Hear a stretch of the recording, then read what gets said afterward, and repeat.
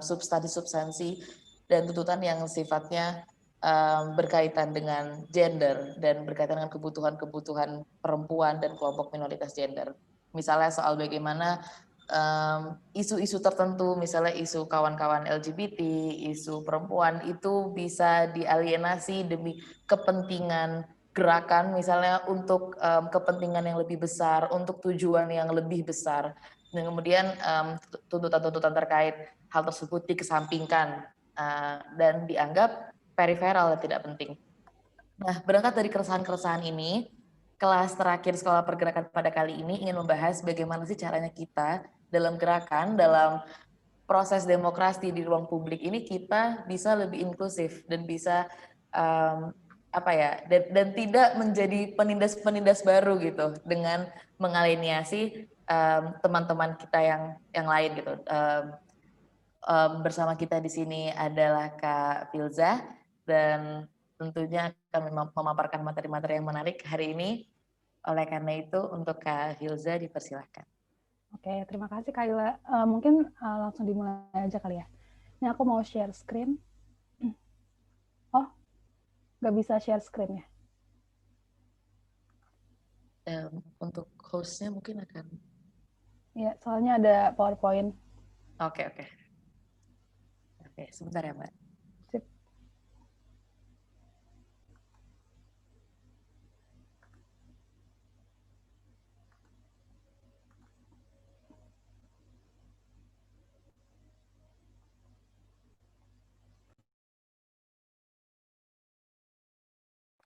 Oh ya teman-teman, sambil menunggu mungkin bisa dinyalakan kameranya supaya kita lebih terasa partisipatif aja gitu. Iya, supaya inklusif ya. Gak cuma eksklusif aku sama Kayla.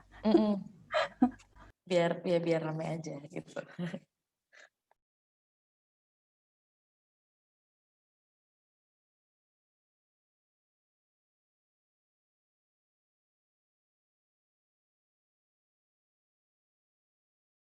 Belum bisa share screen ya, Kayla. Oh iya, sebentar ya Kak.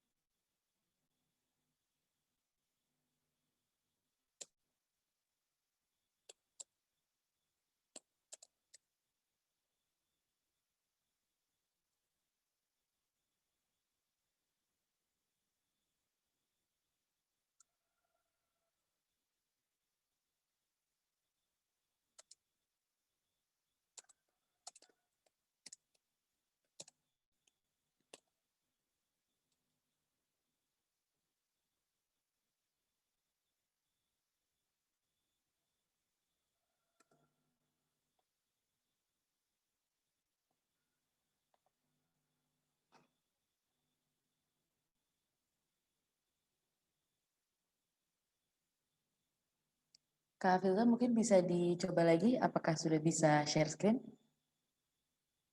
Masih di mute. Udah bisa. Oke. Kelihatan nggak PowerPoint-nya? Oke, sudah mulai, udah masuk. Oke, aku full screen apa gini aja kali ya biar aku juga bisa kontrol. Oke, terima kasih Kayla dan selamat pagi teman-teman semua. Assalamualaikum. Nama saya Filza, lengkapnya Fatimah Filza Izati. Saya di sini diundang berbicara sebagai editor in the progress, meneliti di LIPI, tapi juga sebenarnya terkait dengan pengalaman saya di gerakan mahasiswa gitu ya. Jadi tahun 2013 dulu sedikit cerita dulu biar teman-teman bisa dapat sense-nya gitu. Jadi tahun 2013 saya bersama teman-teman di UI, ketika itu saya jadi freelance researcher di UI,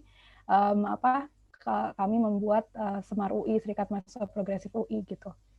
Dan sebelumnya juga saya terlibat di gerakan mahasiswa di UI, dan pada saat saya menempuh pendidikan S2 di SOAS juga terlibat gerakan mahasiswa di sana. Jadi nanti kurang lebihnya yang akan saya share adalah based on those experience gitu. Jadi ini lebih ke sharing pengalaman. Nanti saya juga akan tanya pengalaman teman-teman sebagai mahasiswa di tahun yang sekarang ini seperti apa, gitu ya. Oke. Next-nya saya sendiri. Nah, ini dia. Saya diminta bicara oleh Mariola ya. Ada tornya, ada poin-poin 4 poin ini. Yang pertama memaparkan situasi yang sekarang ada gitu ya tentang posisi perempuan dalam lingkungan gerakan mahasiswa. Yang kedua adalah menjelaskan realita disparitas gender dalam struktur gerakan, baik dalam narasi maupun teknis. Yang ketiga adalah membahas pentingnya inklusivitas gender dalam gerakan mahasiswa, serta bahayanya kalau tidak inklusif. Dan yang terakhir adalah mendiskusikan rumusan langkah ke depan agar bisa mentransformasikan lingkungan gerakan mahasiswa menjadi lebih inklusif. Oleh karena itu pembahasan saya akan saya dasarkan pada 4 hal tersebut gitu. Langsung aja kita mulai ya. Yang pertama soal posisi perempuan dalam gerakan mahasiswa saat ini. Yang pernah saya alami dan dalam pengalaman saya biasanya perempuan itu di dalam gerakan mahasiswa, di dalam organisasi mahasiswa gitu ya, biasanya diberikan tugas itu yang bersifatnya reproduktif aja. Misalnya jadi sekretaris atau jadi bendahara gitu-gitu ya. Tapi untuk jadi ketua atau yang tampil di depan publik biasanya jarang diberikan gitu. Sebenarnya tugas-tugas ini penting gitu, bukan yang nggak penting dan bagus-bagus aja sebenarnya, tapi ada kecenderungan untuk mengeksklusikan perempuan hanya di tugas-tugas tertentu. Itu yang saya amati ya.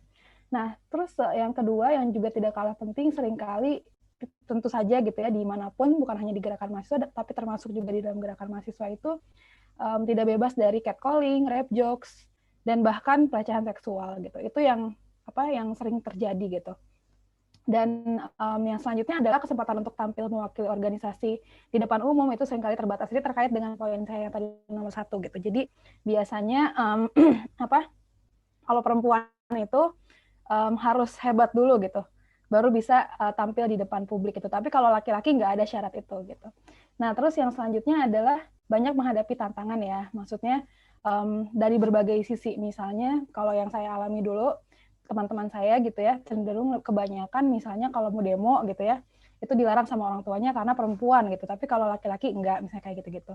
Tapi tentu enggak terjebak pada victimhood ya, karena pada kenyataannya banyak yang melakukan usaha untuk melawan tantangan-tantangan itu gitu. Nah, sebelum kita lanjut gitu ya, saya ingin tahu juga update dari gerakan mahasiswa yang sekarang itu gimana? Apakah masih seperti ini gitu atau mungkin udah ada perubahan sedikit atau gimana? Mungkin bisa share dulu. Mungkin teman-teman yang pernah ikut gerakan misalnya atau pernah dengar pengalaman teman-temannya bisa cerita di sini.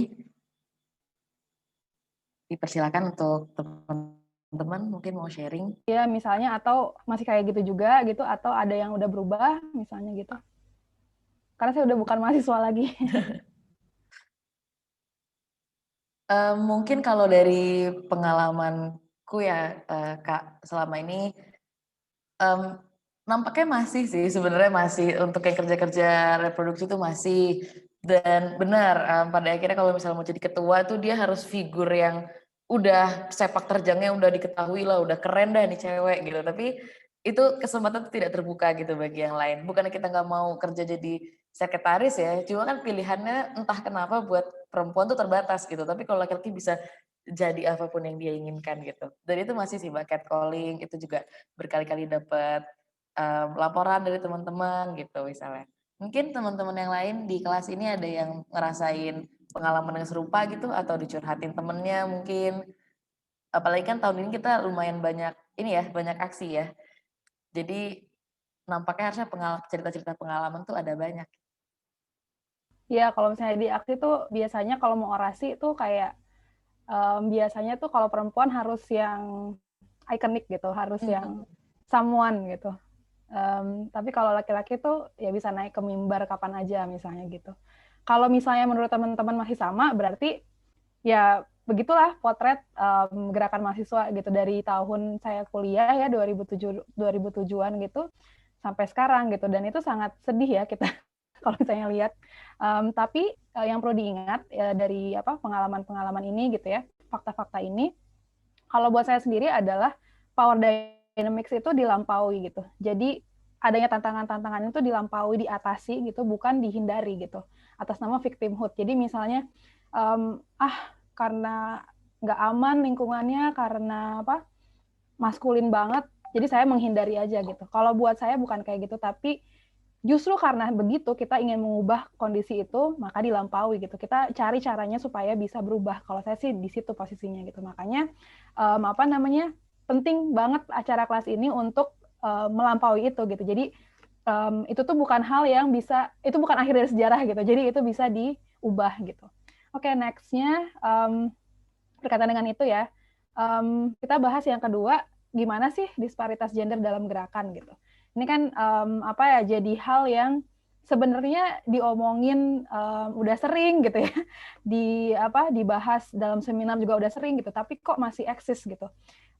Bentuk-bentuk disparitas gender dalam gerakan mahasiswa itu seperti apa aja sih gitu. Yang pertama tadi ya, soal misalnya kepemimpinan, struktur kepemimpinan gerakan mahasiswa gitu. Biasanya perempuan atau identitas gender minoritas lainnya itu selalu dapat kesempatan yang relatif lebih sedikit dibanding laki-laki gitu. Dan itu bisa dilihat dari yang formal gitu ya dalam organ-organ mahasiswa sampai yang informal dalam misalnya pembagian peran dan tugas dalam struktur aksi misalnya kayak gitu. Dan ini terjadi gitu. Misalnya kalau di dalam organisasi mahasiswa gitu ya, ketua gitu ya, untuk jadi ketua itu kan selalu ada pemilihan demokratis biasanya ya, voting dan lain-lain gitu. Nah, kalau ada perempuan yang maju gitu ya, biasanya akan dibahas tuh gitu. Apa sih kelemahannya gitu ya, yang lebih dibahas tuh, yang lebih ditonjolkan tuh kelemahannya gitu. Tapi kalau laki-laki enggak gitu. Dan seringkali muncul seperti ini, narasi-narasi seperti ini. Misalnya, waktu itu pernah dipimpin sama perempuan tapi gerakannya nggak maju gitu.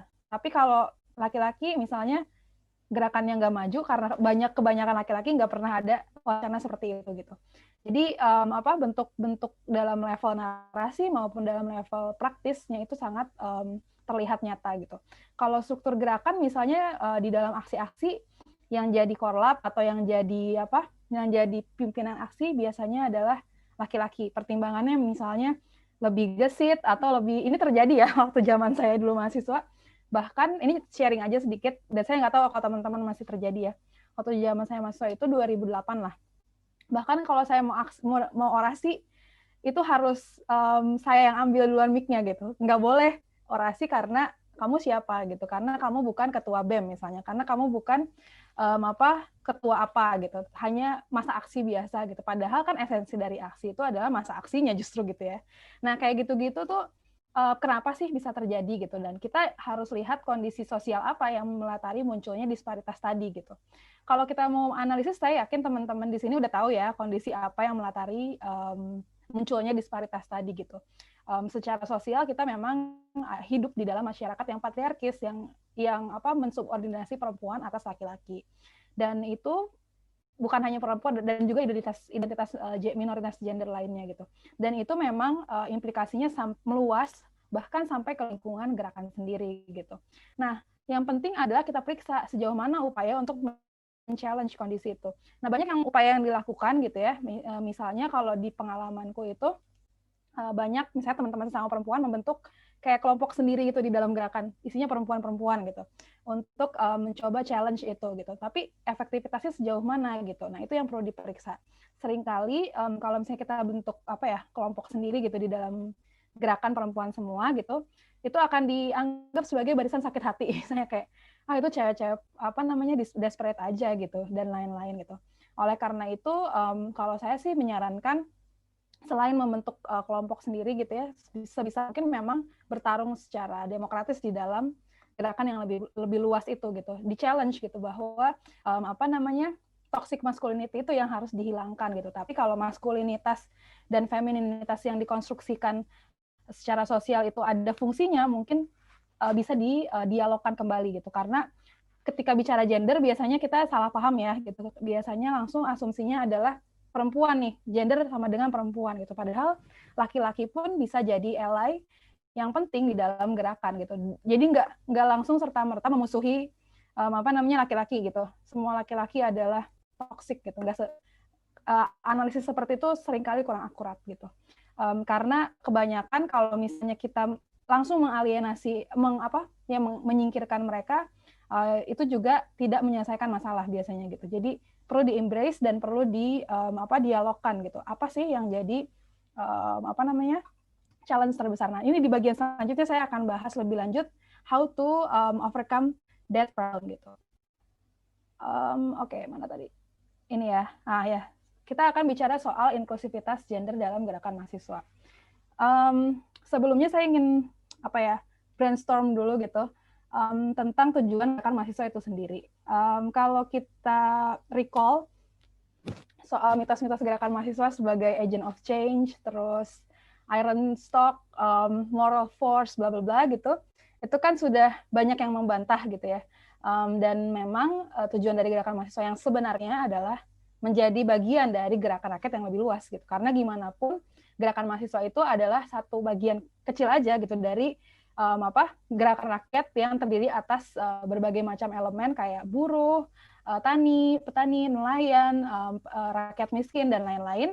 Dan yang sedikit membedakan mungkin, tapi juga enggak yang terlalu signifikan yang berarti yang lain enggak gitu, enggak. Itu adalah memaksimalkan daya tawar dari sisi intelektual.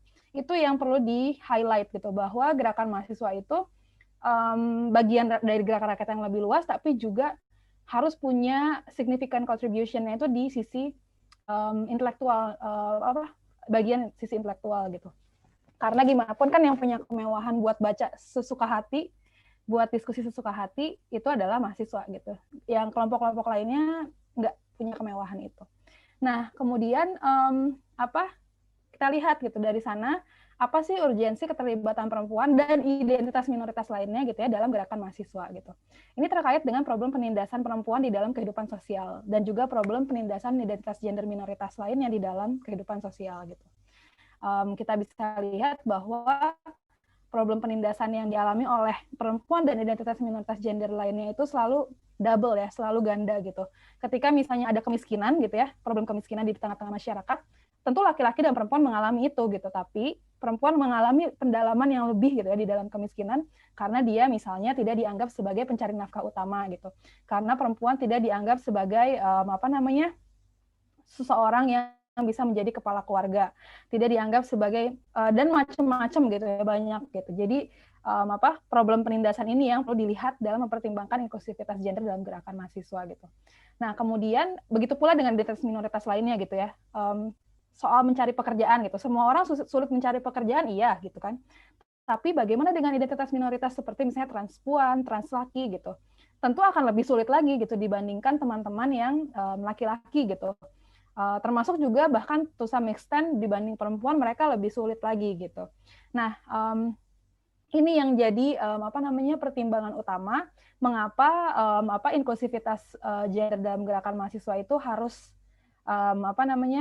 dijadikan sebagai salah satu paradigma di dalam gerakan mahasiswa gitu. Dan tapi juga ada hal yang perlu diingat bahwa gender ini kan bukan kelas sosial ya. Jadi tidak perlu mempolitisasi identitas gitu ya untuk memperkeruh misalnya situasi di dalam gerakan gitu. Dan ini presidennya udah banyak ya dalam sejarah dan lain-lain. Jadi inklusivitas tidak boleh juga menyingkirkan hal-hal penting, kontradiksi-kontradiksi penting yang ada di dalam gerakan. Dan kemudian juga inklusivitas gender ini kan mensyaratkan interaksi yang setara ya di antara semua pihak yang ada di dalam gerakan mahasiswa.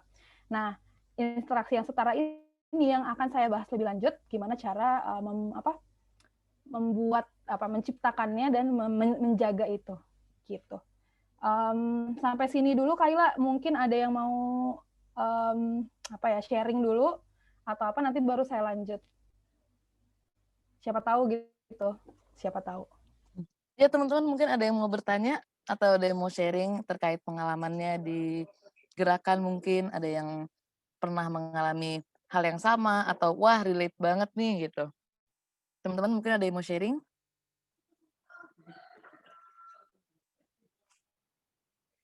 Atau kalau belum ada nggak apa-apa sih, nanti di sesi tanya jawab aja. Ini saya maksudnya biar lebih lebih dua Interaktif arah aja. aja, lebih interaktif aja sebenarnya. Oke, Oke, lanjut dulu ya. dilanjut dulu aja Kak. Oke. Nah, sekarang kita bahas gitu ya, apa sih bahayanya kalau kita tidak inklusif gitu di dalam gerakan mahasiswa. Ada 3 yang besar gitu ya. Yang pertama adalah assessment kita atas permasalahan sosial tidak akan komprehensif. Tadi seperti yang sudah disinggung Kaila juga ya di awal membuka acara ini, bahwa persoalan-persoalan sosial kita banyak yang seringkali secara spesifik menyasar persoalan yang membutuhkan sensitivitas tertentu, termasuk sensitivitas gender misalnya. Nah, kalau kita tidak inklusif, tentu asesmen atas permasalahan sosial itu tidak akan komprehensif karena akan lebih cenderung melihat segala sesuatu atau melihat masalah-masalah sosial itu dari sisi satu sisi atau pandangan yang ya nggak komprehensif tadi gitu. Jadi ini penting. Dan yang kedua adalah saya bisa klaim gitu tujuan gerakan mahasiswa ya tidak akan tercapai gitu karena justru kita ingin menghadirkan apa yang kita ingin lawan dalam kehidupan sehari-hari gitu ya. Di dalam kehidupan sosial misalnya perempuan dan identitas minoritas gender lainnya gitu ya selalu tersingkir di dalam hampir selalu kalah gitu ya tanda kutip gitu ya di dalam ruang-ruang publik misalnya gitu. Nah, ketika kita tidak inklusif juga di dalam gerakan mahasiswa, maka kita ingin yang menghadirkan tadi ya ingin jadi bagian dari gerakan rakyat dan lain-lain, itu juga tidak akan tercapai tujuannya gitu. Jadi buat apa ada gerakan mahasiswa kalau misalnya nggak inklusif gitu.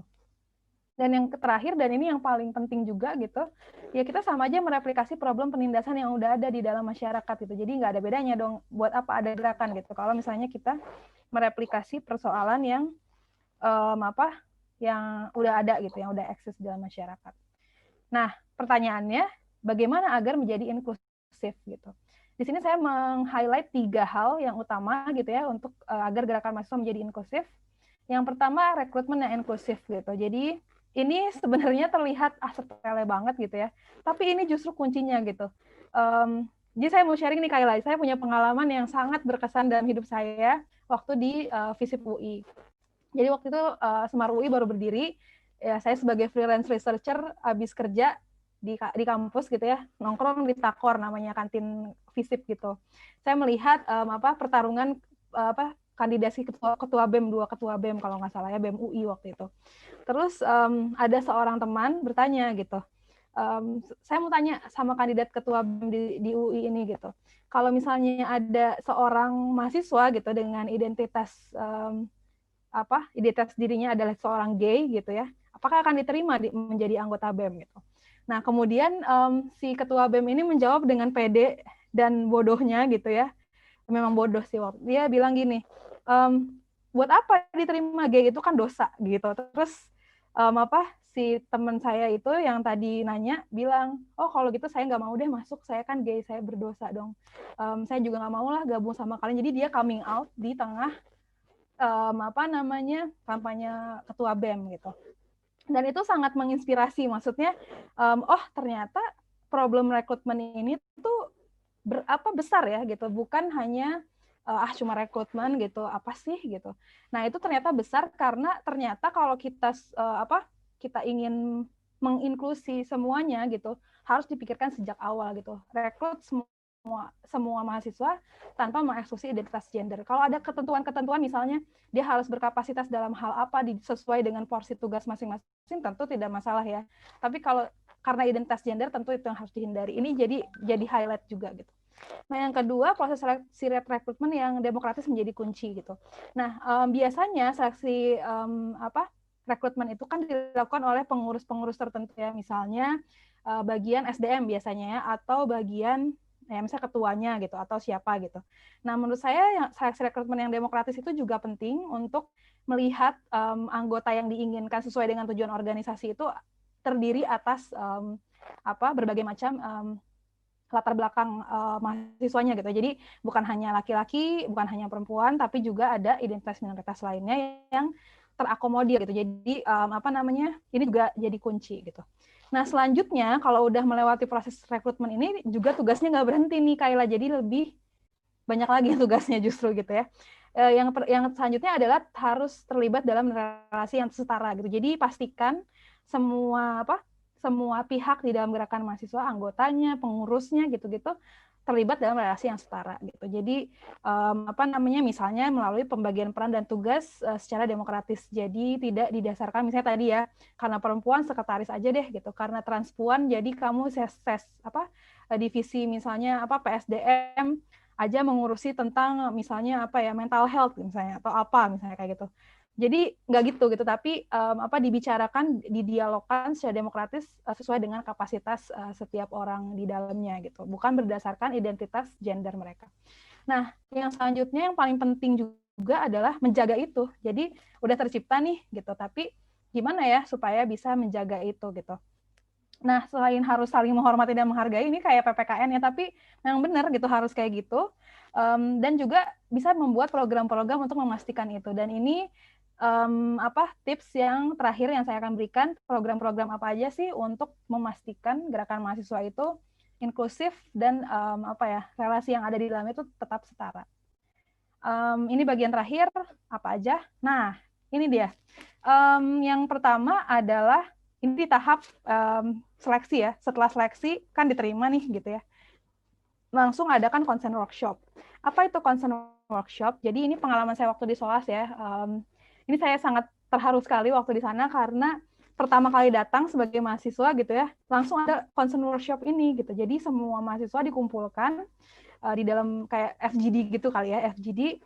Terus dikasih tahu tuh tentang concern itu apa, identitas gender itu ada apa aja, spektrum orientasi seksual itu ada apa aja. Semuanya dikasih tahu. Jadi dari awal kita udah tahu, identitas gender itu nggak cuma laki-laki perempuan ya.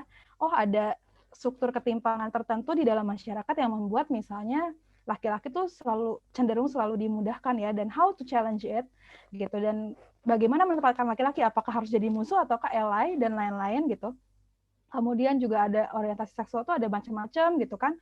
Terus kita gimana bersikap terhadap misalnya teman kita yang orientasi seksualnya berbeda dan lain-lain gitu. Nah, ini sangat penting diberikan di awal supaya udah paham nih, rap jokes itu ternyata bagian dari rap culture ya gitu. Kalau kita mau nyapa teman kita tuh hati-hati tapi nggak usah parno juga gitu, tapi dengan respect gitu, nggak yang langsung woi apa gitu, nggak gitu, tapi misalnya respect aja gitu. Ternyata kalau misalnya ada orang nggak nyaman, misalnya kalau kita langsung ngajak makan yuk atau apa gitu dan lain-lain. Jadi itu yang harus menurutku harus direplikasi dalam gerakan mahasiswa di Indonesia gitu. Jadi sejak awal diberikan concern workshop supaya ada kayak semacam perjanjian prakerjanya gitu ya, bukan kartu prakerja, tapi kayak sebelum kita kerja bersama, ini ya batas-batas kita, boundaries kita, dan tapi juga bukan untuk kayak misalnya jadi menjauhkan kayak gue nggak mau gaul sama dia karena dia bawel banget, bukan kayak gitu, tapi justru untuk supaya kita tahu bagaimana interaksi yang setara itu bisa diwujudkan gitu. Jadi biar nggak curigaan juga gitu. Kalau nggak ada consent workshop ini kan bisa aja curigaan ya, kayak ini cowok kayaknya ini deh, ngeri deh atau gimana gitu. Jadi kalau semuanya dikasih tahu bisa lebih saling memahami gitu. Yang kedua adalah setelah proses concern workshop ini selesai, dalam kegiatan sehari-harinya tentu harus ada program-program yang menunjukkan komitmen kita tentang kesetaraan gitu ya. Yang pertama adalah yang paling gampang deh gitu ya, itu no all male panel gitu. Jadi ini tuh gimana ya ngomongnya, kayak kesannya kayak apaan sih cuma gitu doang, kalau dia yang berkapasitas cuma laki-laki gimana gitu ya. Tunggu dulu gitu, harus diperiksa dulu gitu. Pengalamanku dulu ya waktu masih mahasiswa gitu ya, untuk jadi pembicara di dalam diskusi aja nih, jangan kan seminar ya, dalam diskusi aja tuh kayak harus prove myself, kayak udah kuliah di Harvard dulu gitu ya, baru bisa jadi pembicara gitu. Sementara kalau laki-laki tuh apaan baik gitu, kayak bisa aja langsung jadi pembicara gitu ya, tanpa harus membuktikan apapun gitu. Kayaknya kalau laki-laki tuh you are enough gitu, kalau perempuan tuh enggak gitu. Nah, yang gini-gini kan sebenarnya terjadi, dan gimana kita overcome itu kan dengan cara misalnya membuat panel-panel yang panel-panel diskusi, seminar dan lain-lain yang nggak all male panel gitu. Nah, waktu di Semar UI kami bikin itu. Jadi misalnya kalau ada diskusi gitu ya atau seminar, minimal misalnya kalau ada pembicaranya 3 gitu ya, minimal perempuannya 1 gitu. Dan itu jadi beranjak gitu. Lama-lama perempuannya 2. Lama-lama semuanya perempuan, itu lebih bagus lagi gitu. Tapi kalau enggak, jangan jadikan perempuan sebagai token juga, misalnya dalam segala hal ya, bukan cuma dalam panel diskusi, tapi dalam segala hal. Misalnya yang penting ada perempuannya deh gitu, nggak gitu juga gitu. Tapi libatkan semua. Kenapa perempuan harus atau dan identitas minoritas gender lainnya harus diberikan tempat seperti itu gitu? Karena memang kalau nggak ada upaya itu akan selalu akan cenderung akan selalu tidak dapat tempat itu. Jadi memang harus diupayakan gitu. Dan yang selanjutnya adalah seleksi kepemimpinan yang demokratis. Nah, ini juga penting banget karena tadi ya seperti yang udah saya bilang di awal, kalau soal kepemimpinan biasanya masih banyak yang beranggapan bahwa perempuan itu ya prove yourself dulu deh gitu. Kalau laki-laki enggak gitu.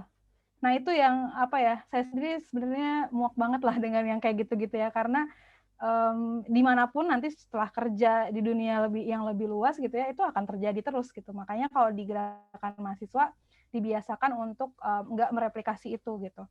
Nah, yang selanjutnya, yang terakhir, yang tidak kalah penting adalah bikin kelompok baca dan diskusi. Nah, apa hubungannya dengan menjaga relasi yang setara gitu. Nah, ini penting banget gitu, karena untuk membuat semua orang, laki-laki, perempuan, semua teman-teman dengan identitas gender lainnya itu bisa mengerti struktur-struktur penindasan yang di dalam masyarakat itu seperti apa.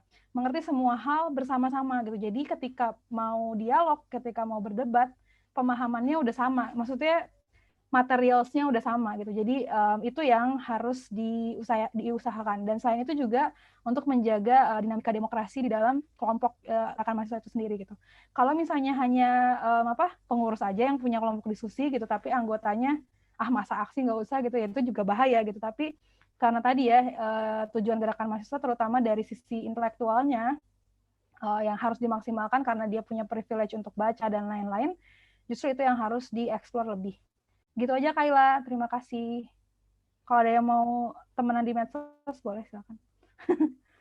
Oke, thank you Kak Filza. Buat teman-teman mungkin ada yang mau bertanya? Ayo dong nanya. Kalau nggak ada, oke, mungkin teman-teman sambil mau mikir dulu kali ya pertanyaannya apa. Kalau gitu, boleh nggak nih aku yang bertanya? Ya. Aku aja yang bertanya ya Kak Filza ya. Boleh banget Kayla. Misalnya terkait all male panels dan juga soal recruitment, itu tapi ketika tadi Kak Filza ngomong, tapi yang capable kan emang yang laki-laki gitu. Tapi ini problem yang real sih Kak, aku merasa. Maksudnya ketika mereka ternyata Aduh, koneksinya keputus.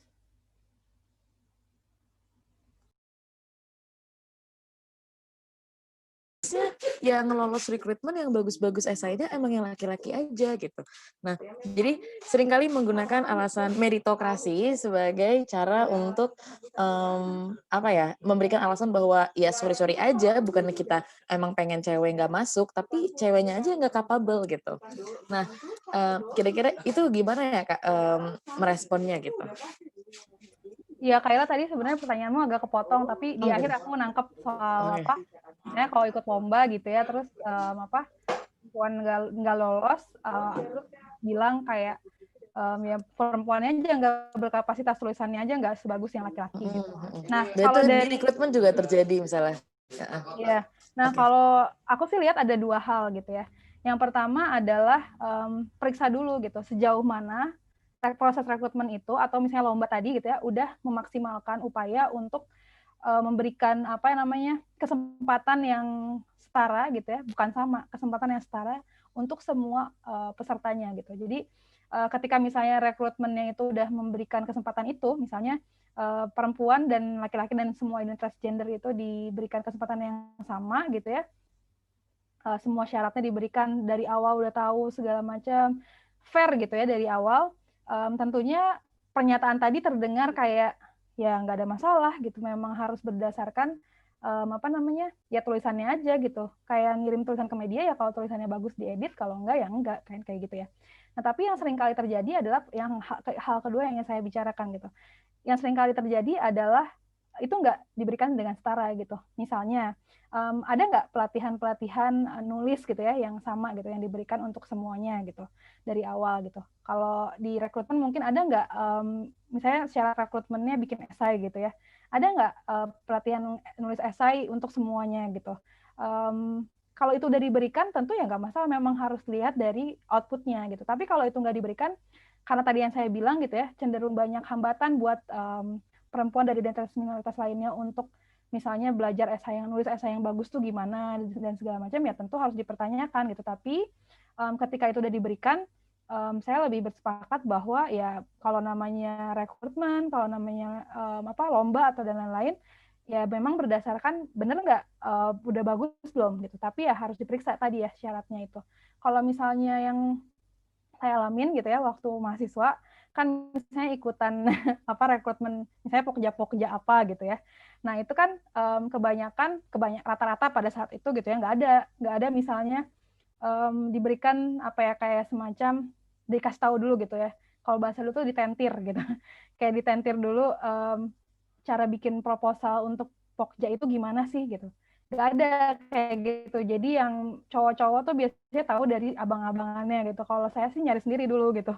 Nah tapi karena tadi ya saya bilang di awal gitu, kalau ada power dynamics itu di challenge gitu ya, dilampaui, bukan kayak victimhood, jadinya kayak ya udah deh karena saya di kayak giniin saya nggak mau deh, nggak gitu ya, jadi aku lampau gitu. Nah tapi kalau misalnya bisa dibikin kayak gitu sih, kayak misalnya kamu mau bikin lomba nulis esai gitu ya, di sejak awal dibikin aja workshop nulis esai itu kayak apa gitu, dibuat semuanya. Jadi ketika peserta workshop itu ikut lomba, semuanya udah datang dengan bekal yang sama gitu. Jadi ketika memutuskan udah bukan berdasarkan lagi gender bukan, tapi tulisannya kayak gitu. Jadi itu sih kalau dari aku.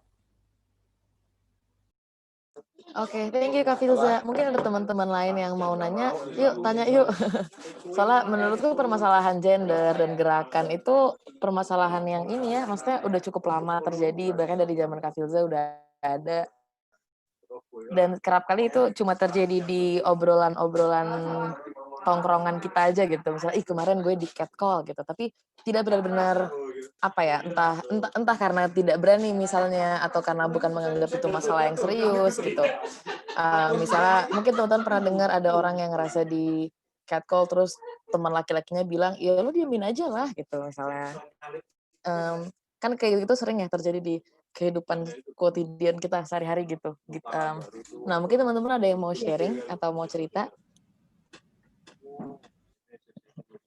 Mungkin kalau misalnya aku bisa bertanya lagi ya Kak, sebenarnya kira-kira cara yang tepat, ini mungkin teknis ya, tapi kira-kira gimana cara yang tepat untuk merespon pelecehan seksual di dalam tubuh gerakan? Jadi kalau misalnya ada allegations gitu, baiknya gimana? Apakah lebih baik misalnya gerakan sejak awal udah punya semacam aturan gitu terkait bagaimana kalau misalnya pelecehan seksual bakal gimana gitu, ataukah aturan tuh nggak pas karena seringkali konteksnya begitu luas ya dan membingungkan gitu kadang, ataukah itu maksudnya cara meresponnya udah dilakukan ketika ada aduan aja atau dari awal udah diterapkan aturan? Nah kira-kira enaknya gimana sih Kak? Ya, bentar ini mungkin teman-teman yang mau bicara boleh bicara dulu aja, tadi kan agak background-nya. Nah silakan tuh. Ada yang mau nanya nggak sih? Ini kayak ada noise. Ini nanya atau noise ya? Kayak background. Oke, membingungkan. Oke, nggak apa-apa. Kita bahas yang Kayla tadi ya. Sebenarnya kan tadi, makanya aku bilang di yang PowerPoint aku gitu, bahwa misalnya ini ya, kita bikin concern workshop dari awal. Kenapa fungsinya untuk mencegah terjadinya kekerasan seksual sebenarnya Kayla. Jadi kan lebih baik nggak terjadi ya. Maksudnya kekerasan seksual nggak terjadi sebaiknya gitu. Jadi ada langkah preventionnya itu dengan membuat concern workshop gitu. Selain itu juga perlu adanya semacam aturan yang juga yang di satu sisi dia mencegah. Yang paling penting adalah kalau aku sih prevention gitu. Jadi bukan kuratif ya. Jadi bagaimana si aturan ini tuh mencegah orang jadi takut dan ragu dan kayak gue nggak boleh ngelakuin ini gitu. Jadi aturannya tuh kayak gitu, bukan aturan yang kalau terjadi maka akan begini gitu. Kalau aku sih lebih kayak gitu ya. Jadi lebih membuat siapapun jadi takut untuk melakukan kekerasan seksual gitu. Nah, bentuk aturannya kayak gimana sebenarnya itu yang bisa kita bicarakan lebih lanjut gitu ya. Tapi juga selain itu misalnya terjadi gitu ya buruk-buruknya gitu ya, amit-amit gitu ya terjadi, tentu harus ada due prosesnya ya. Kita harus menghargai asas praduga tak bersalah juga. Kalau misalnya ada allegation, misalnya ada allegedly victim gitu ya mengaku aduh saya jadi korban kekerasan seksual misalnya kayak gitu.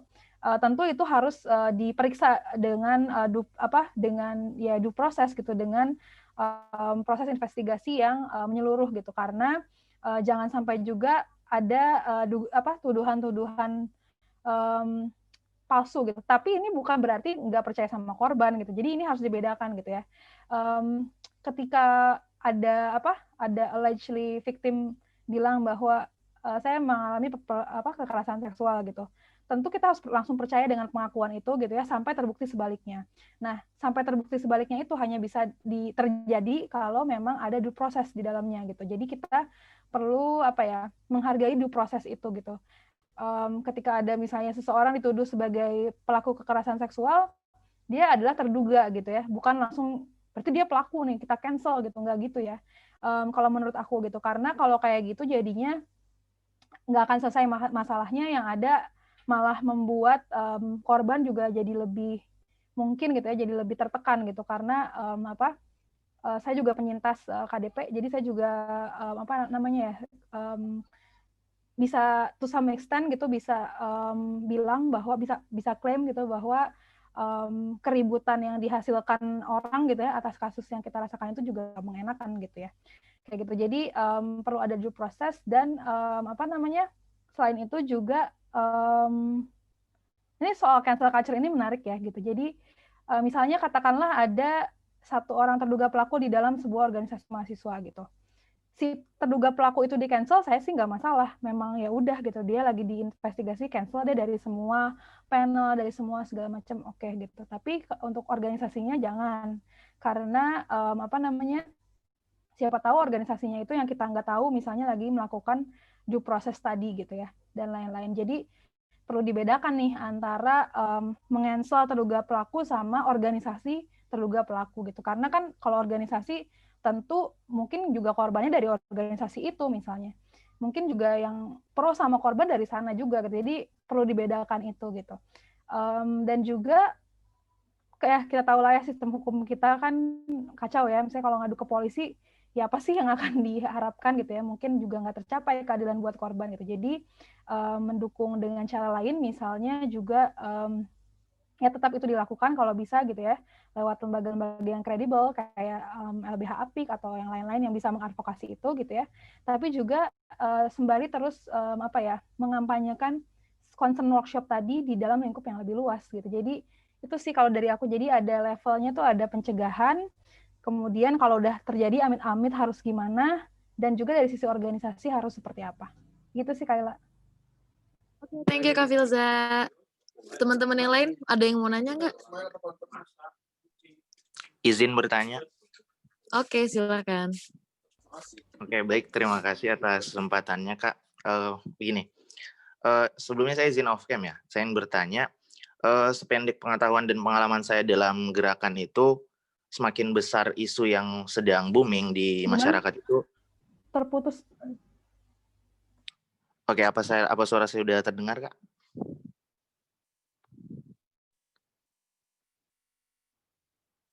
Halo? Maaf, Haidar, koneksinya terputus-putus, nggak kedengaran apa-apa.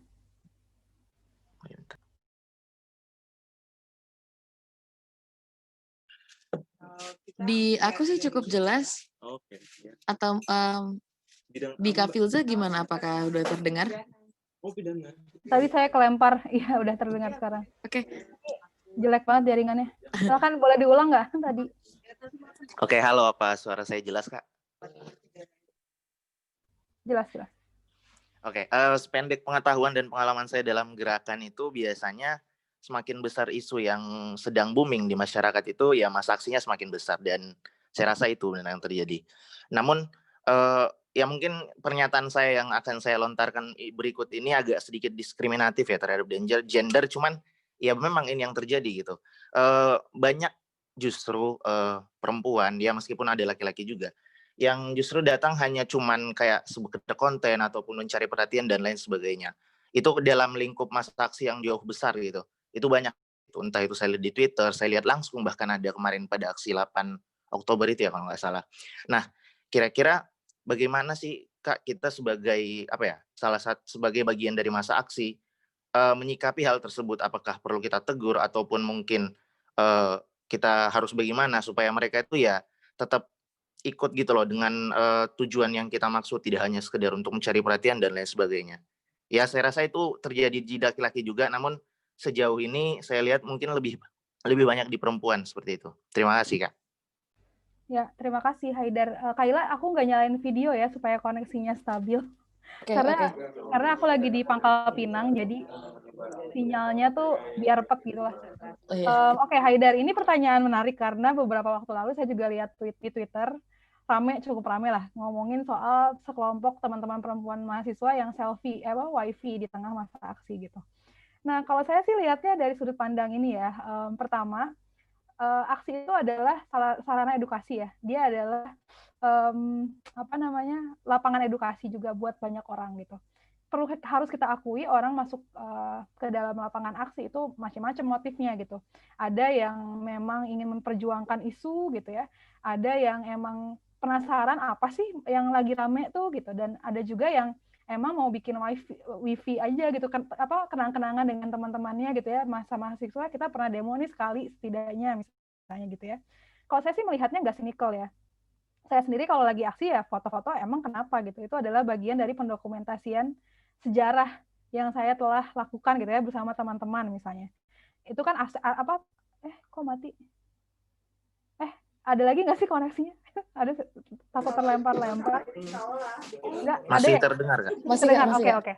Oke, saya lanjut lagi ya gitu. Jadi yang pertama itu orang datang ke lapangan aksi itu motifnya macam-macam gitu dan kita nggak bisa memaksakan misalnya kamu tuh yang bener dong kalau mau aksi itu jangan selfie gitu atau misalnya jangan tiktokan misalnya atau jangan kayak gitu itu nggak bisa gitu. Tapi yang perlu dipastikan misalnya kasih tahu aja mereka gimana cara evakuasi kalau misalnya dilempar gas air mata kemana misalnya, atau sebelum aksi baiknya dikasih edukasi buat semuanya cara melindungi diri ketika aksi gimana, misalnya dikasih tahu soal basic security untuk HP misalnya gitu, atau bawa masker atau dan lain-lain, itu yang perlu dikasih tahu gitu. Nah, apa yang akan dilakukan masa aksi di lapangan, misalnya dia mau foto-foto ya nggak masalah, itu bukan problem gitu. Nah, selanjutnya yang kedua adalah apakah itu misalnya mengganggu, misalnya gini, ketika ada yang foto-foto gitu ya, sejauh saya aksi dari 2007 sampai sekarang sih nggak ada yang mengganggu ya gitu. Justru itu bagus untuk pendokumentasian sejarah. Kalau teman-teman ingat yang kemarin peristiwa yang baru aja terjadi, pembakaran halte Sarinah, yang dituduh katanya memasa aksi itu yang bakar halte, ingat nggak yang kemarin aksi reformasi di korupsi yang lawan Omnibus Law itu? Nah, itu kan dituduh masa aksi gitu ya. Nah, tapi berkat foto-foto video TikTok yang teman-teman kirim di saat aksi itu, dia bisa ditelusuri oleh media namanya Narasi TV. Halo, Kaila, kedengeran? Masih kedengeran, Mbak? Dengan jelas kok. Kedengeran ya? Jelas. Oke. Halo, ya. Dilanjut aja Kak, nggak apa-apa, masih jelas kok sampai saat ini. Mati lagi nih.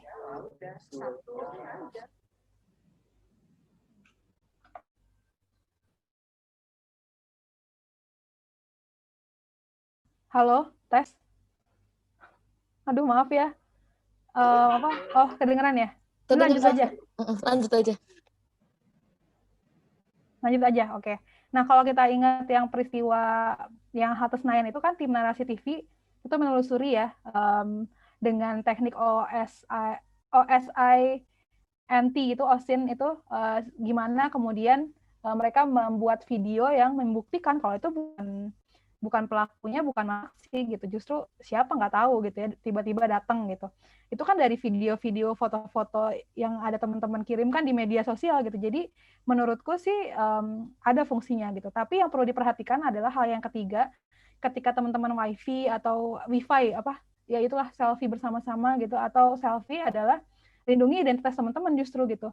Karena kan kita sekarang bisa dibilang agak terancam ya dengan misalnya dilaporkan UU ITE lah atau apa gitu. Jadi mungkin kalau mau selfie justru lebih hati-hati, misalnya pakai masker biar mukanya nggak kedetek dengan penuh misalnya di media, atau kalau bisa kalau mau diupload ke media sosial di blur-blurin dulu atau gimana supaya security teman-teman terjamin gitu. Kalau aku justru malah ngelihatnya kayak gitu. Kalau misalnya ada yang bilang ini gimana sih malah selfie doang gitu, ya nggak masalah dong gitu. Mereka mungkin ingin belajar juga gitu.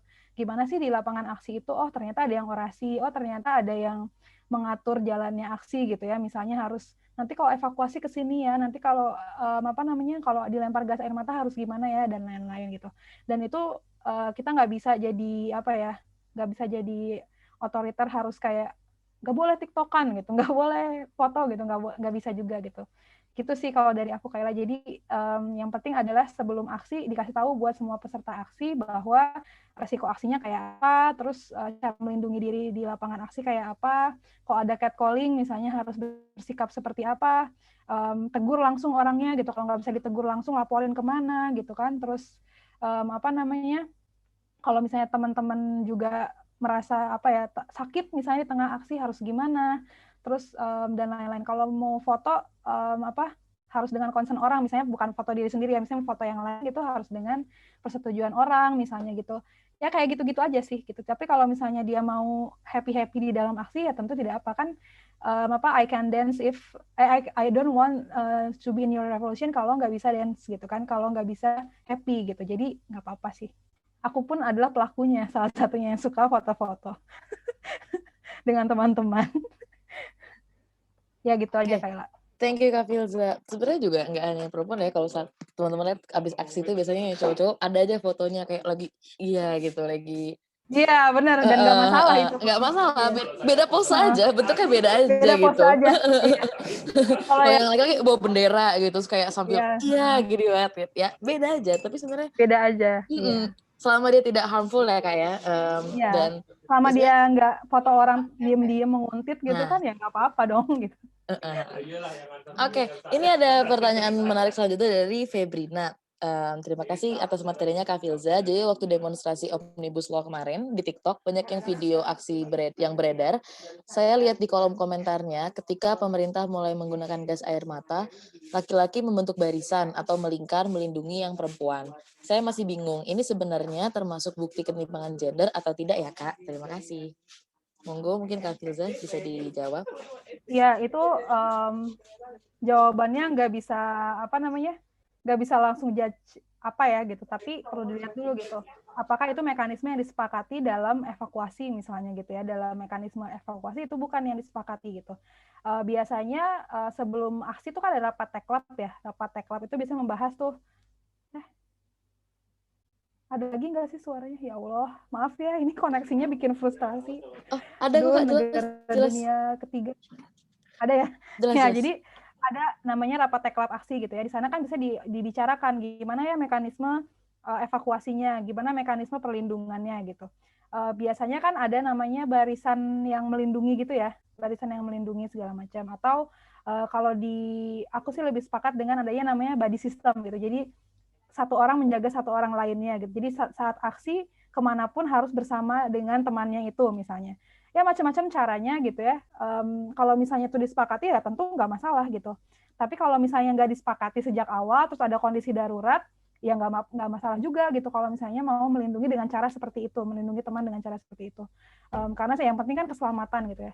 Tapi kalau misalnya bukan kondisi darurat, terus tiba-tiba aja gitu, udahlah perempuan kita lindungin aja gitu, itu kan aneh ya, konteksnya apa gitu.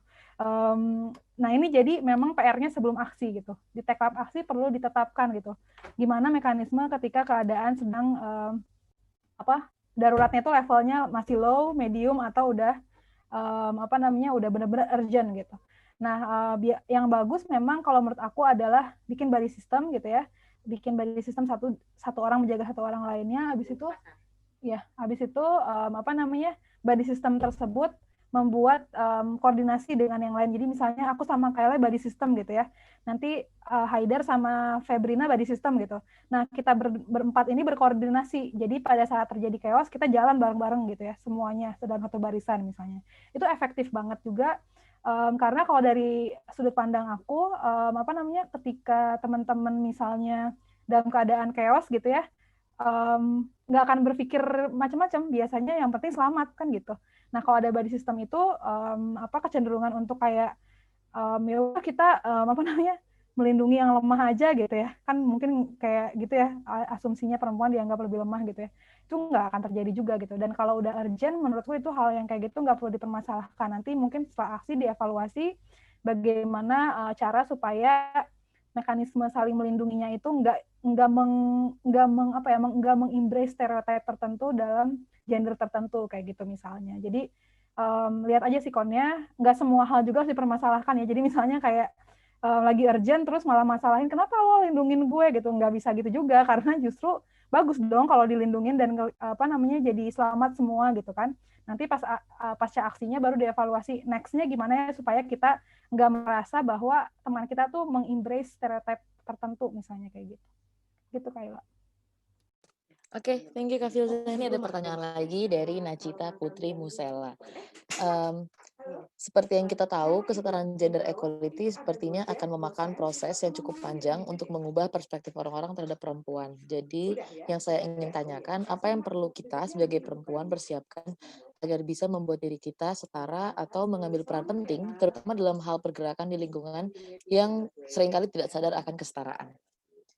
Monggo Kak Filza bisa dijawab. Ini pertanyaannya dalam banget ini karena kalau perempuan tuh selalu dikonstruksikan dan dibuat kayak you never enough gitu untuk sesuatu yang sebenarnya ya bisa-bisa aja gitu. Jadi kita selalu dibuat untuk kayak we need to prove ourselves gitu ya, untuk untuk dapat sesuatu gitu. Kayak nggak bisa semuanya tuh taken for granted, itu nggak bisa gitu. Kita harus mengupayakan itu gitu. Nah, apa yang bisa kita lakukan sebenarnya sih, kalau menurutku justru kita ada dua hal ya. Yang pertama adalah kita mengajak semua teman-teman kita juga gitu ya, laki-laki dan perempuan, untuk mengubah perspektif yang kayak tadi gitu, bahwa semua harus punya kesempatan yang setara gitu ya. Bukan karena misalnya Kayla itu somebody gitu ya, someone baru bisa jadi moderator misalnya, bukan kayak gitu. Tapi siapapun yang mau jadi moderator ya boleh gitu, asalkan dia bisa jadi moderator gitu. Nah, itu yang perlu diubah gitu. Nah, kalau misalnya lingkungannya udah terlanjur toksik gitu ya, susah banget nih kayaknya disadarin gitu ya. Kalau yang aku lakukan dulu gitu ya buktikan bahwa memang yang bisa melakukan itu ya cuma kita gitu. Jadinya kayak bitter sih. Tapi dulu misalnya bikin kajian lah misalnya gitu. Itu soal sepele nggak sih? Bikin kajian tuh kayak maksudnya ya siapapun bisa, kita kan sama-sama mahasiswa gitu. Nggak ada yang nggak bisa bikin kajian gitu. Tapi dulu sempat mengalami kayak karena masih semester 2 gitu kan, bisa apa sih gitu kan bikin kajian gitu. Ini ageism gitu lah ya, kayak ini senior nih gue nih yang lebih bisa gitu ya. Kita nggak perlu menantang kayak berantem aja, nggak perlu ya, bikin aja kajiannya, terus dilihat gitu mana kajian yang lebih bisa dijadikan misalnya buat bahan audiensi misalnya kayak gitu. Jadi gitu aja sih maksudnya. Kita lihat juga medannya gitu ya. Kalau misalnya medannya kita masih bisa ngubah itu secara struktural gitu ya, secara lebih luas itu ya cakupannya, kita bikin lingkungan yang nggak membuat perempuan harus kayak prove something gitu, tapi setara gitu. Nah, kalau udah nggak bisa, misalnya udah terlanjur mengakar gitu ya, ya udah dibikin aja, misalnya diminta membuat kajian, kita minta ruang untuk supaya kita juga bisa menunjukkan kita juga bisa bikin misalnya kayak gitu.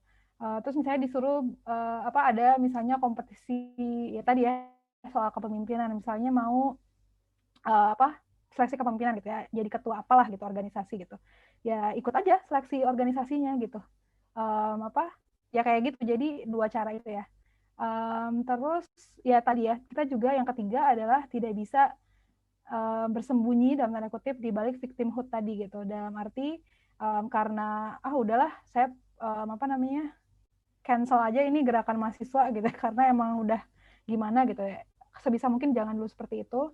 Upayakan dulu gitu ya, kecuali misalnya udah benar-benar berusaha udah segala macam terus ya tetap aja gitu ya, nggak berubah dan lain-lain, ya tinggalin aja gitu. Kalau saya sih gitu. Jadi ada ada level-levelnya lah, ada step by step-nya gitu. Karena buat saya kan to some extent juga organisasi itu kan hanya alat ya. Jadi ketika kita udah mengupayakan tadi 2 langkah tadi gitu, terus juga tetap aja kita dieksekusi gitu ya, ya tinggalin aja, bikin lagi yang baru misalnya atau gimana. Kayak gitu sih. Jadi emang ya namanya juga bergerak ya, berjuang gitu. Jadi emang challenge-nya itu yang harus dijawab sih. Gitu Kayla. Dan juga Nachita. Oke, thank you Kak Filza. Teman-teman mungkin ada yang mau bertanya lagi? Bertanya nggak lewat komentar juga nggak apa-apa ya, langsung ditanyakan kayak tadi Haidar juga bisa. Dulu aku tahun 2000. Oke, kalau misalnya nggak ada pertanyaan, ya aku ada hal yang aku penasaran sih, Kak Filza. Jadi dalam pemilihan isu untuk tuntutan gitu misalnya, ini sering kali aku perhatikan juga, terutama dengan kaitannya di isu-isu minoritas gender seperti tuntutan kawan-kawan LGBT. Ini misalnya kerap kali dianggap jangan dulu deh, kita jangan langsung bawa-bawa isu LGBT karena itu terlalu sensitif, nanti bisa-bisa kita bahkan nggak mendapatkan gerbang untuk diterima gitu misalnya oleh pemerintah. Nah, isu-isu pemilihan isu ini kan juga bagian yang berkaitan dengan taktis ya. Apakah dia strategis atau tidak gitu. Tapi di saat yang sama dia juga terjebak dalam problematika soal ya tadi memengalienasi isu-isu marginal gitu. Nah, ini sebenarnya menyikapinya kira-kira gimana ya, Kak? Thank you. Ya, tadi agak keputus, tapi ini tentang tentang misalnya mengadres isu LGBT di dalam tuntutan gerakan gitu ya. Gitu bukan sih? Kalau menurut ya Kak, dan dia sering kali jadi dianggap misalnya takut kurang strategis kalau kita bawa isu ini gitu. Ya, memang kuncinya ada di pembacaan teman-teman atas permasalahan sosial yang sedang terjadi ya. Misalnya teman-teman mau melawan ya tadi ya, diskriminasi terhadap teman-teman LGBT gitu ya. Kita masih ingat tentu teman kita Mira waktu itu dibakar misalnya gitu ya. Aduh, bikin marah banget gitu, dan banyak banget hal-hal lainnya di luar sana gitu yang terjadi pada teman-teman kita yang LGBT gitu. Nah, kalau saran dariku sih kalau memang mau mengangkat isu itu gitu ya, dan merasa kayaknya ini akan gak strategis dan lain-lain, gandeng organisasi lainnya gitu. Jadi nggak sendiri, beraliansilah gitu ya, dan bergabunglah dengan gerakan yang lebih besar. Misalnya teman-teman ingin melawan isu transpuan yang tadi dibakar gitu ya, tapi teman-teman kayak ngerasa kalau sendirian nih, misalnya organisasi teman-teman doang gitu ya, nanti pasti bakalan dikecam apa segala macam, dan teman-teman kayak ngerasa mungkin akan justru ada friksi di internal teman-teman dan lain-lain. Kalau menurut aku ya gandeng aja organisasi lainnya, misalnya Arus Pelangi atau banyaklah macam-macam organisasi teman-teman yang lain yang concern sama isu itu misalnya. Terus teman-teman bisa advokasi bareng dan lain-lain. Jadi yang pertama beraliansilah, bisa kayak gitu caranya. Dan yang kedua adalah kalau misalnya dirasa kurang strategis, mungkin dilihat cara untuk mengartikulasikan tuntutannya gitu. Jadi misalnya kayaknya kalau aksi gitu ya, khawatir nih ntar ada FPI lagi di tengah jalan gitu kan, serem banget misalnya. Mungkin bisa dengan cara yang lain, misalnya membuat kan media aksi kan macam-macam ya, nggak mesti turun ke jalan juga gitu. Misalnya teman-teman bisa membuat media kampanye, misalnya bikin video kah di YouTube, atau mungkin bikin di Instagram feed misalnya materi edukasi tentang gimana supaya kita bersikap terhadap manusia lain itu ya sebagai manusia aja lah, nggak usah melihat identitas gendernya dan lain-lain gitu. Karena gimana pun kan di masyarakat masih banyak tuh yang nggak mengerti tentang LGBT gitu ya. Jadi diedukasi tuh LGBT itu apa gitu dan lain-lain. Misalnya gitu. Yang ketiga juga bisa dengan cara teman-teman melakukan perjuangan ini dengan riset.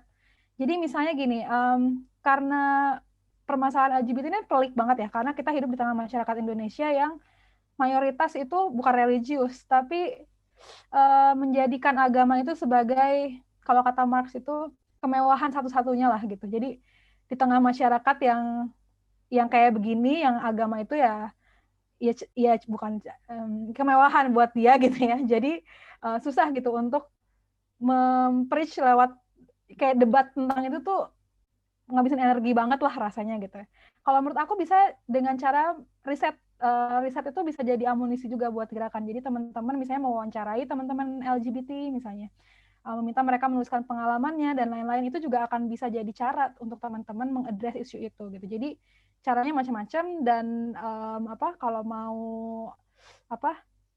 mengadres isu itu kayak gimana, lihat situasinya, lihat kira-kira medianya yang tepat seperti apa, terus ya caranya riset itu dan lain-lain. Nah, terus kenapa ya kita nggak bisa bebas gitu ya, kayak ya gue mau address isu ini ya udah address aja gitu.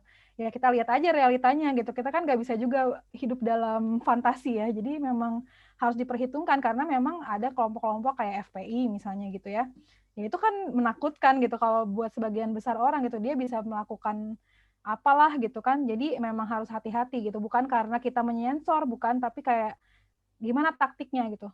Beraliansi bisa, bikin media-media aksi yang lainnya bisa gitu kan, lewat YouTube segala macam.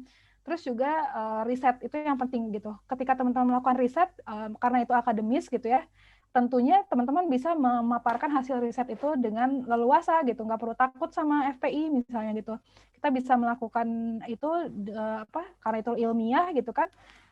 Dijawabnya kalau nggak setuju ya dengan cara yang sama dong, dengan cara yang ilmiah misalnya kayak gitu. Gitu Kayla kalau dari aku. Oke, thank you Kak Filza. Mungkin dari teman-teman, apakah ada yang ingin bertanya? Nampaknya tidak ada ya. Apakah teman-teman malu-malu atau belum bangun mungkin? Atau masih Sabtu, ini kan Sabtu, jadi masih tidur mungkin. Iya kali ya, Sabtu jam segini emang enaknya tidur ya. Oke, kalau misalnya nggak ada, mungkin kita akhiri aja kelas ini. Kak Filza mungkin bisa memberikan closing statement.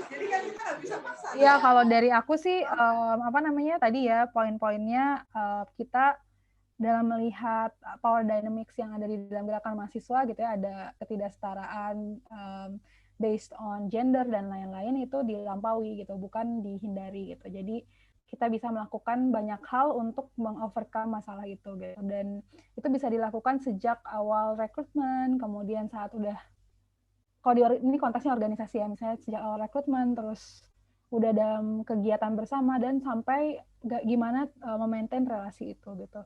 Dan ketika teman-teman udah mengupayakan semua itu, terus kok belum setara juga ya gitu, masih ya nggak apa-apa, ini memang persoalan patriarki ini kan udah lama ya, jadi bukan barang baru juga gitu ya. Itu adalah salah satu langkah untuk kita melawan itu justru gitu. Jadi kalau kita nggak berupaya itu ya kita hanya mereplikasi apa yang udah terjadi di masyarakat aja, dan kita tentu nggak mau itu kan, kita mau mengubah itu kayak gitu. Dan buat teman-teman di gerakan mahasiswa ini tentu jadi mungkin ada sebagian yang merasa nggak relate gitu, karena mungkin ya apaan sih gitu, maksudnya ya gue nggak pernah merasa gitu kok gitu. Tapi mungkin sebagian lain merasa iya nih bener banget nih, gue selalu deh kalau misalnya mau nge-play apa tuh selalu deh susah gitu, karena lo siapa pasti kayak gitu misalnya ya. Nah ini teman-teman juga perlu belajar dari pengalaman teman-teman yang lainnya, dan itu memang penting banget gitu. Kayak aku aja nih bisa sharing ini karena belajar dari pengalaman gue dan teman-temanku gitu. Jadi bukan karena bukan karena pinter gitu atau karena apa, bukan, tapi karena pernah mengalami itu, pernah jadi mempelajari itu gimana tuh overcome it gitu kan. Dan yang penting lagi adalah kalau gerakan mahasiswa itu diamini sebagai bagian dari gerakan yang lebih luas, ya tentunya setelah mahasiswa teman-teman tetap bergerak ya. Maksudnya misalnya teman-teman concern kalau contohnya gitu ya, RUU PKS harus disahkan nih gitu, tapi nanti habis lulus kuliah belum disahin juga ya, tetap diperjuangkan gitu. Jangan sampai selama mahasiswa aja memperjuangkan sesuatu, setelah mahasiswa jadi tumpul gitu. Kalau aku sih berharapnya gitu juga sih Kayla, karena kebanyakan tuh yang aku lihat gitu ya, habis gerakan mahasiswa udah gitu ya udah gitu, nggak peduli lagi deh dengan isu-isu sosial. Nah itu sangat disayangkan sih. Jadi kalau bisa setelah lulus pun gitu ya tetap concern lah minimal dengan isu-isu sosial gitu, karena emang apa namanya yang banyak terjadi nggak kayak gitu gitu. Jadi kalau aku sih minta itu aja sih sama teman-teman gitu. Itu aja sih Kayla.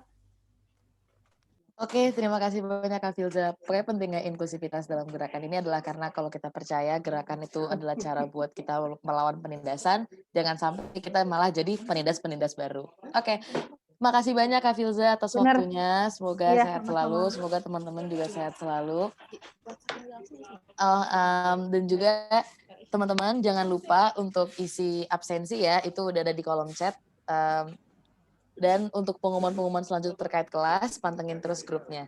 Terima kasih semuanya, semoga sehat selalu dan semoga selalu bahagia. Ya, makasih Kayla. Kak Filza ini ada salam nih Kak. Dari siapa? Kak Filza muncul di layar dong Kak Filza. Aku tuh koneksinya, bentar ya aku coba ya. Koneksinya Iya. soalnya jelek banget. Kak Nah, Filza apa kabar? siapa sih Hani ya? Kak Filza sekarang Hani keriting. Oh pantesan, kok beda sih Han? Iya aku pesan Dari tadi Kak. kayak dari tadi ini Hani bukan Hani bukan. Gue pengen feel gitu, cuma kan kayaknya lagi serius banget kan. Oh gitu. Tadi kamu mendengar aku Hani. Banyak kita dengerin semua Filza. Aku pokoknya kalau udah baca buku dan semua aku denger. Loh ini ada orang-orang ya? Iya. Oh iya, oke. Salam semuanya. Enggak apa-apa, aku Ya. juga berasa berdua dari Oh tadi iya, sama oke. sama Salam yang semuanya, lanjutin terus kalau pergerakan keren. Ya. Oke, thank you semuanya. Kak Filza, aku makasih ya, banyak ya. Iya, sama-sama. Teman-teman kalau udah selesai dipersilakan untuk leave group, gak apa-apa, dan boleh melanjutkan kegiatannya masing-masing. Semoga hari-harinya menyenangkan dan ya pokoknya selalu happy lah. Semangat teman-teman mengerjakan tugas-tugasnya. Terima kasih Kak. Sehat selalu Kak. Terima kasih Kak. Makasih Kak.